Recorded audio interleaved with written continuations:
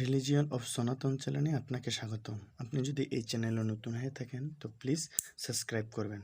আজকে আমাদের আলোচনার বিষয় হচ্ছে ভগবানের সাথে আমাদের সম্পর্ক, অর্থাৎ ভগবানকে আমরা পাঁচটিভাবে ভালোবাসতে পারি। সেই বিষয়গুলো কি আজকে আমরা এই ভিডিওর মাধ্যমে জানবো। চলো জেনে নেওয়া যাক।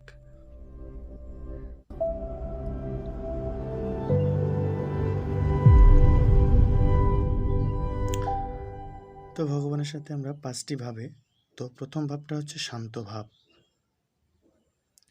দ্বিতীয়টি হচ্ছে দাস্য, অর্থাৎ ভগবানের দাস, অর্থাৎ ভগবানকে প্রভু হিসেবে এবং নিজেকে দাস, প্রভুর দাস হিসেবে ভগবানের সেবা করা, এটা হচ্ছে দাস্য ভাব। আরেকটা বিষয় হচ্ছে তৃতীয় নম্বর হচ্ছে সখ্য। সখ্য বলতে হচ্ছে সখা, যেমন আমরা ভগবদ গীতায় অর্জুন এবং শ্রীকৃষ্ণের মধ্যে যে সম্পর্ক সেটা হচ্ছে সখ্য, অর্থাৎ সখারূপে। এটা হচ্ছে আমাদের জড় দৃষ্টিতে দিয়ে দেখলে হবে না, এটা হচ্ছে আধ্যাত্মিকের বিষয় যে অর্জুন এবং কৃষ্ণের মধ্যে।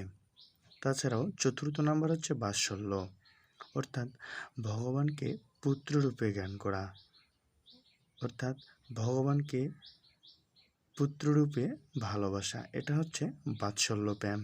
যেমন যশোদা মাতা কৃষ্ণকে ভালোবেসেছিল বাৎসল্য রূপে।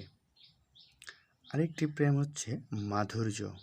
মাধুর্য হচ্ছে ভগবানকে প্রেমিক রূপে ভালোবাসা, অর্থাৎ ভগবানকে স্বামী বা পতি রূপে ভালোবাসা, যেটা রাধারানী করছিল ভগবানের প্রতি।